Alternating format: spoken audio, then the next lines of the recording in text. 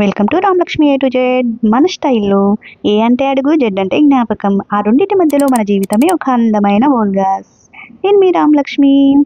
ఇంక రండి మనం వీడియో మొదలు పెట్టేసుకుందాం. ఈరోజు మనం బెల్లం చారు ఎలా తయారు చేసుకోవాలో చూసేద్దాం.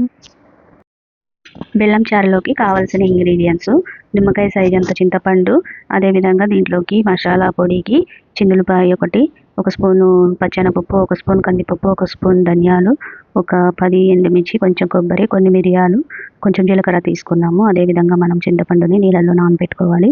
ఇప్పుడు వీటన్నిటిని మసాలా దినుసులన్నిటిని కూడా చిన్న సగం మీద బాగా ఫ్రై చేసుకోవాలి.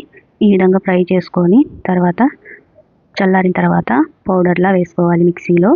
ఈ విధంగా వేసిన తర్వాత మనం ముందుగా నానబెట్టుకున్న చింతపండుని రసం తీసుకొని దీంట్లోకి ఒక 5-6 గ్లాసులు నీళ్లు పోసి దీంట్లోని మన రుచికి తగినంత ఉప్పు, ఒక చెంచా పసుపు, మనం ముందుగా వేసి పెట్టుకున్న ఈ పొడిని కూడా వేసి బాగా కలుపుకోవాలి. అదేవిధంగా దీంట్లో బెల్లం కూడా యాడ్ చేసుకోవాలి. ఇప్పుడు స్టవ్ వెలిగించి ఈ మిశ్రమాన్ని అంతటినీ కూడా ఒక 10 నిమిషాలు బాగా మరగనివ్వాలన్నమాట.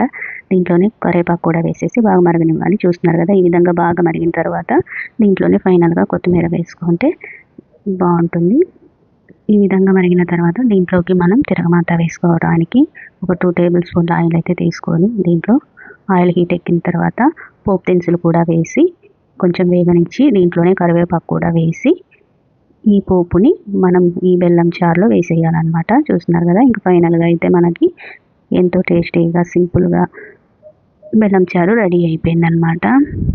ఈ బెల్లం చారు వేడి వేడి అన్నంలో ముద్దపప్పు కాంబినేషన్లో తింటే ఎంత అన్నమైనా తినేయచ్చు అనమాట. చూస్తున్నారు కదా, మీకు కూడా నచ్చితే లైక్ చేయండి, షేర్ చేయండి, ఛానల్ని సబ్స్క్రైబ్ చేసుకోండి. మీరు కూడా ఖచ్చితంగా ఒకసారి ట్రై చేసి నాకు ఎలాగుందో కామెంట్ అయితే చేయండి. సూపర్, అయితే టేస్ట్ చాలా బాగుంటుందన్నమాట. చాలా సింపుల్గా చేసుకోవడం. ఇవాల్టి మన వీడియో ఇక్కడితో ముగిసింది, కానీ మన ప్రయాణం ఇక్కడితో ఆగదు. ఇలాంటి మరెన్నో రుచులు, సరదాలు, అందమైన జ్ఞాపకాలతో మళ్ళీ కలుద్దాం.